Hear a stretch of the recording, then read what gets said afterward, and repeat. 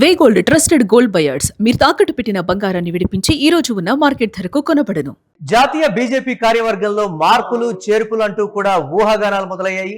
BJP సంస్థాగత వ్యవహారాల ప్రధాన కార్యదర్శిగా బాధ్యతలు నిర్వహిస్తున్నటువంటి బిఎల్ సంతోష్ ను మార్చే అవకాశాలు స్పష్టంగా కనిపిస్తున్నాయి. బిఎల్ సంతోష్ స్థానంలో ప్రధాన కార్యదర్శిగా ఉన్న సునీల్ బన్సల్ లేదా అతుల్ లిమాయేను నియమించేటువంటి అవకాశం స్పష్టంగా కనిపిస్తోంది. వచ్చే నెలలో బీజేపీలో భారీ మార్పులు చోటు చేసుకునేటువంటి అవకాశం ఉందని కూడా బీజేపీ రాజకీయ వర్గాలు చెప్తున్నాయి. రాజస్థాన్, మధ్యప్రదేశ్ రాష్ట్రాల ముఖ్యమంత్రులను కూడా మార్చే అవకాశాలు స్పష్టంగా కనిపిస్తున్నాయి. భజన్ లాల్ శర్మ, మోహన్ యాదవ్ ఇద్దరిని తప్పించేటువంటి అవకాశం కనిపిస్తోంది. ఇప్పటికే కేంద్ర మంత్రివర్గ విస్తరణపై ప్రధాని మోదీ దృష్టి పెట్టారు. రాబోయే పార్లమెంట్ ఎన్నికలకు సంబంధించి ఆయా రాష్ట్రాల్లో ఉన్నటువంటి కార్యవర్గాన్ని కావచ్చు, లేకపోతే దీనికి సంబంధించి ఉన్నటువంటి వర్గ విభేదాలు, ఇతరత్ర అన్ని పరిణామాల్ని కూడా ప్రక్షాళన చేయాలి. ఇది భారతీయ జనతా పార్టీ అధిష్టానం తీసుకున్నటువంటి కీలక నిర్ణయం. పర్టికులర్ గా సునీల్ బన్సల్ లేదా అతుల్ లిమాయేను నియమించేటువంటి అవకాశం అయితే స్పష్టంగా కనిపిస్తోంది. బూత్ లెవెల్లో మైక్రో మేనేజ్మెంట్ కి సంబంధించి సునీల్ బన్సల్ దిట్టగా కూడా ఉన్నారు. అయితే ప్రధాన కార్యదర్శిగా ఉన్నటువంటి బిఎల్ సంతోష్ ఇప్పటికిప్పుడు మార్పుకు సంబంధించి కూడా కొన్ని రాజకీయ నాటకీయ పరిణామాలు అయితే చోటు చేసుకున్నాయి. దీనికి సంబంధించి కూడా భారతీయ జనతా పార్టీలో జోరుగా చర్చ అయితే జరుగుతోంది. సంస్థాగత వ్యవహారాల ప్రధాన కార్యదర్శిగా సునీల్ బన్సల్ లేదా అతుల్ లిమాయేను కూడా నియమించేటువంటి అవకాశం ఉంది. ఈ ఇద్దరు కూడా కీలక నేతలు. అన్ని రాష్ట్రాల్లో దీనికి సంబంధించి పట్టున్నటువంటి నేత. సునీల్ బన్సల్ విషయంలో పర్టికులర్ గా చెప్పుకోవాల్సినటువంటి అంశం, ఉత్తరప్రదేశ్ లో కీలకంగా మారాలి. ఉత్తరప్రదేశ్ లో అధికారంలోకి వస్తే దేశంలో అధికారంలోకి వస్తామనేటువంటి ఒక నానుడి, అంటే 2014లోనే అమిత్ షా సునీల్ బన్సల్ ని దీనికి సంబంధించి ఉత్తరప్రదేశ్ సంస్థాగత వ్యవహారాలకు సంబంధించి కూడా కొన్ని బాధ్యతలు ఇవ్వడం జరిగింది. అప్పుడు మైక్రో లెవెల్ మేనేజ్మెంట్, బూత్ లెవెల్లో కూడా ఆయన చేసినటువంటి దీనికి సంబంధించి సంస్థాగత మార్పులు కావచ్చు, ఇతరత్ర అన్ని కూడా ఇప్పటికీ ఉత్తరప్రదేశ్ లో భారతీయ జనతా పార్టీ ఆ స్థాయిలో సంస్థాగతంగా బలోపేతంగా ఉంది అంటే అది కేవలం సునీల్ బన్సల్ వల్లే సాధ్యమైందని కూడా భారతీయ జనతా పార్టీలో ఎవరైనా చెప్పేటువంటి పరిస్థితి ఉంటుంది. కానీ రాబోయే పార్లమెంట్ ఎన్నికల సమయానికి భారతీయ జనతా పార్టీ స్ట్రాంగ్ గా ఉండాలి. సొంతంగా సింగిల్ గా అధికారాన్ని చేపట్టేటువంటి పరిస్థితి ఉండాలి. కూటమిలో ఎవరి మీద కూడా ఆధారపడకూడదు. ఇది భారతీయ జనతా పార్టీ అధిష్టానం తీసుకున్నటువంటి ఒక కీలక నిర్ణయం. ఇప్పటి నుంచే రాబోయే కాలానికి, అంటే రాబోయే ఎన్నికల నాటికి పూర్తి స్థాయిలో పటిష్టంగా ఉండాలి, బలోపేతం అవ్వాలి.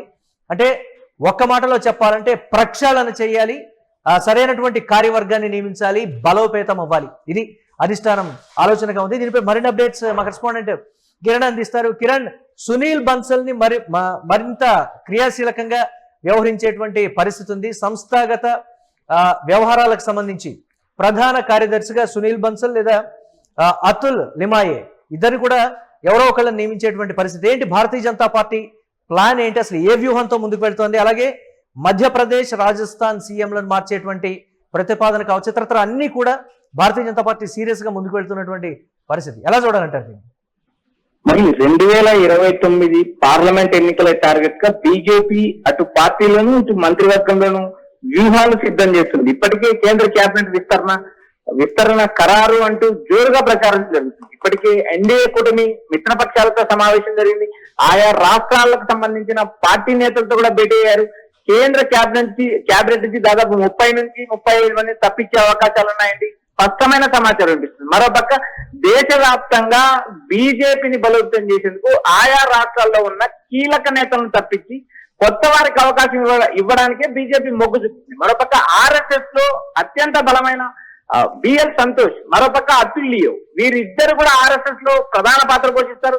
ఆర్ఎస్ఎస్ చీఫ్ కి అత్యంత దగ్గరగా ఉండే బిఎల్ సంతోష్ వచ్చే ఎన్నికల నాటికి కర్ణాటకలో క్రియాశీలకం చేయడానికి బీజేపీ వ్యూహాలు సిద్ధం చేస్తుంది. 2028 అసెంబ్లీ ఎన్నికల్లో కర్ణాటకలో విజయం సాధించడానికి బిఎల్ సంతోష్ కర్ణాటక రాష్ట్ర వ్యవహారాల ఇన్ఛార్జిగా పంపించే అవకాశాలు స్పష్టంగా కనిపిస్తున్నాయి. సంస్థాగతంగా బీజేపీ ఎక్కడైతే బలహీనంగా ఉందో ఆ రాష్ట్రాల్లో అధికారం సాధించడానికి మిషన్ 2029 అనే ఒక కొత్త కాన్సెప్ట్ బీజేపీ తెరపైకి తెచ్చింది.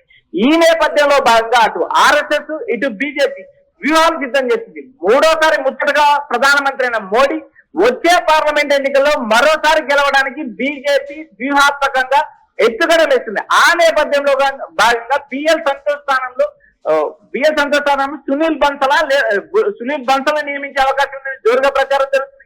మరోపక్క ఆర్ఎస్ఎస్ లో కీలకంగా ఉన్న అతుల్ లియో పేరు కూడా ప్రముఖంగా ప్రచారం జరుగుతుంది. ఎందుకంటే వీరిద్దరు ఆర్ఎస్ఎస్ నేపథ్యం గలవారు. బీజేపీకి ఆర్ఎస్ఎస్ మధ్య ఉన్న సంబంధాలు అందరికీ తెలిసిందే. ఇలాంటి పరిస్థితుల్లో 2029 ఎన్నికల్లో కాంగ్రెస్ పార్టీని కానీ కాంగ్రెస్ కూటమిని కానీ మరోసారి ఓడించి అధికారంలోకి రావడానికి బీజేపీ వ్యూహాలు సిద్ధం చేస్తుంది.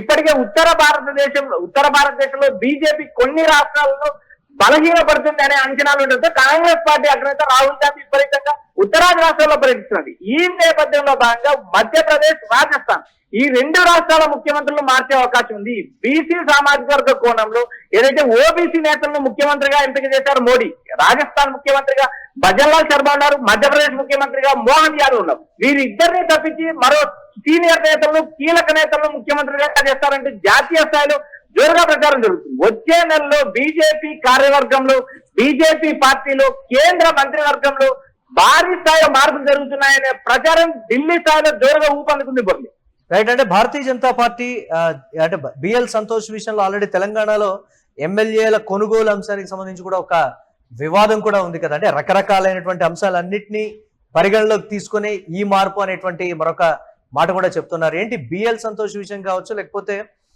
ఇప్పటికిప్పుడు సునీల్ బన్సల్ విషయంలో క్రియాశీలకంగా వ్యవహరించడానికి సంబంధించి దేశవ్యాప్త రాజకీయ మార్పులన్నిటికీ సంబంధించి ఏదో అంతర్గతంగా ఒక లింక్ ఉంది అనేటువంటి మాట కూడా చెప్తున్నారు కదా కిరణ్. ఏంటి ఈ కోణాన్ని ఎలా చూడాలంటారు? 2024 పార్లమెంట్ ఎన్నికల తర్వాత బీజేపీ వ్యూహాత్మకంగా ఎత్తుగడలు సిద్ధం చేస్తుంది. ఒకవైపు జమిలీ ఎన్నికల కోసం ప్రయత్నాలు, మరోపక్క డీలిమిటేషన్ బిల్లు యాక్సెప్ట్ చేసేందుకు కూడా పార్లమెంట్ వచ్చే శీతాకాల సమావేశంలో బిల్లులు ప్రవేశపెట్టే పరిస్థితి. ఎందుకంటే 2029 ఎన్నికల్లో మరోసారి బీజేపీ అధికారంలోకి రావడానికి డీలిమిటేషన్ బిల్లుతో పాటు జమిలీ ఎన్నికల బిల్లు కూడా తోడ్పడతాయి. ఈ బిల్లును పార్లమెంట్ లో 2/3 మెజార్టీతో ఆమోదించుకోవడానికి బీజేపీ వ్యూహాత్మకంగా వ్యవహరిస్తుంది. మరోపక్క ఇప్పటికే టీఎంసీని గాని, శివసేన గాని మరికొన్ని పార్టీల్లో కీలిక తెచ్చి ఏవైతే వచ్చే పార్లమెంట్ సమావేశాల నాటికి డీలిమిటేషన్ బిల్లు, జమిలీ బిల్లు ఆమోదం పొందితే వచ్చే ఎన్నికల్లో బీజేపీ గెలవడానికి ఒక ప్లాట్ఫామ్ సిద్ధమవుతుందనే ఒక ప్రచారం జరుగుతుంది. ఇప్పటికే దేశవ్యాప్తంగా బీజేపీ రోజు రోజుకి బలహీనం అవుతుంది, మోడీ నాయకత్వం మీద తిరుగుబాటు మొదలవుతుందనే అంచనాలున్న నేపథ్యంలో ఆర్ఎస్ఎస్ వ్యూహాత్మకంగా అడుగులేస్తుంది. ఇప్పటికే ఆర్ఎస్ఎస్ అత్యంత బలమైన సంస్థ అయినప్పటికీ మోడీ, అమిత్ షా ద్వయం బలంతో ఆర్ఎస్ఎస్ కొంత మెత్తబడినట్టు సమాచారం కనిపిస్తుంది. అయితే ఇక్కడ ప్రధానంగా వచ్చే ఎన్నికలనే దృష్టి పెట్టుకొని ఆర్ఎస్ఎస్ కూడా క్రియాశీలకంగా బలోపేతం కావడానికి ఆయా రాష్ట్రాల్లో ఇప్పటికే సంస్థాగతంగా రాబోయే 2027లో జరిగే 5 రాష్ట్రాల ఎన్నికల్లో ఇప్పటికే ఆర్ఎస్ఎస్ వ్యూహకర్తలు, ఆర్ఎస్ఎస్ ప్రచారకర్తలు, ఆర్ఎస్ఎస్ కార్యకర్తలు కూడా రంగంలో దిగారు. యూపీలో 2027లో ఎన్నికలు జరగనున్నాయి. యూపీ గెలిస్తే ఢిల్లీ గెలిచినట్టే. యూపీ గెలిస్తే దాదాపు ఢిల్లీలో అధికారం గ్యారంటీ అనే నానుడిది. ఆ నేపథ్యంలో భాగంగా ములాయం సింగ్ కుమారుడు అఖిలేష్ యాదవ్ పార్టీని కూడా తీర్చడానికి బీజేపీ వ్యూహాత్మకంగా సిద్ధం చేస్తుంది. ఇలాంటి పరిస్థితుల్లో వచ్చే 5 రాష్ట్రాల ఎన్నికలు కావచ్చు, 2028లో జరగబోయే 7 రాష్ట్రాల ఎన్నికలు కావచ్చు, 2027, 2028, 2029 వరుసగా ఎన్నికల సంవత్సరాలు. 2029 పార్లమెంట్ ఎన్నికల్లో బీజేపీ గెలవాలంటే ఇప్పటి నుంచే వ్యూహాత్మకంగా ఆయా రాష్ట్రాల్లో అధికార మార్పిడి, ఆయా రాష్ట్రాల్లో ముఖ్యమంత్రి మార్పులు కూడా చేయబోతుంది. వచ్చే నెలలో మహారాష్ట్ర ముఖ్యమంత్రిగా ఉన్న మోహన్ యాదవ్, మరోపక్క రాజస్థాన్ సీఎంగా ఉన్న భజన్లాల్ శర్మ వీరిద్దరిని మార్చుతారంటూ జాతీయ స్థాయిలో జోరుగా ప్రచారం జరుగుతుంది. మరోపక్క సంస్థాగత కార్యదర్శులు, మరోపక్క క్షేత్రస్థాయిలో బీజేపీలో భారీ మార్పులు. ఈ 2 అంశాలతో పాటు వచ్చే పార్లమెంట్ సెషన్స్ లో డీలిమిటేషన్ బిల్లుతో పాటు జమిలీ ఎన్నికల బిల్లు ఆమోదించుకుంటే 2029 ఎన్నికల్లో బీజేపీ మరోసారి ఉత్తరాది రాష్ట్రాల్లో పెరిగే సీట్లతో అధికారం లేకొస్తుందని అంచనాలు ఉన్నాయి. మరి అంచనాలు నిజమవుతాయో లేదో అనేది వేచి చూడాలి.